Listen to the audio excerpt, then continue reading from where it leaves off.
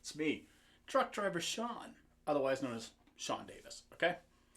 So today, we're coming at you with something called the Joshua Ambient. Echo, Ambient Echo. Sweetwater sent this out to me, and it just wasn't for me, but I'm going to show you what it does in reference to how I would know how to use it. I'm a set it and forget it type of guy. This thing you can do so much with this. But what's awesome about getting something from Dunlop, they give you a quick guide which does you absolutely no good. They give you a little thing so you can register it online. So they could be like the government, keep their eye on you. They also give you a power supply. Who else gives you a power supply with your pedals, right?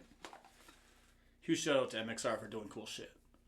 They give you a sticker in case you want to pimp their shit, right?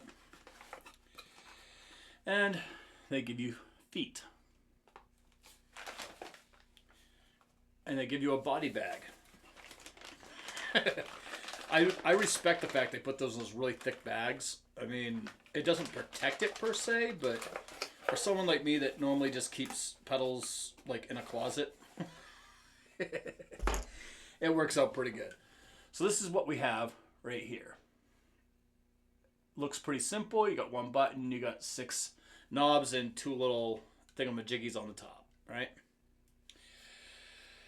So let's just break it down, right? So you have your Echo number 2, which kind of adds a secondary echo. You have your regular echo going, this is kind of like a wash, when you want a delay, going into reverb, going into a delay.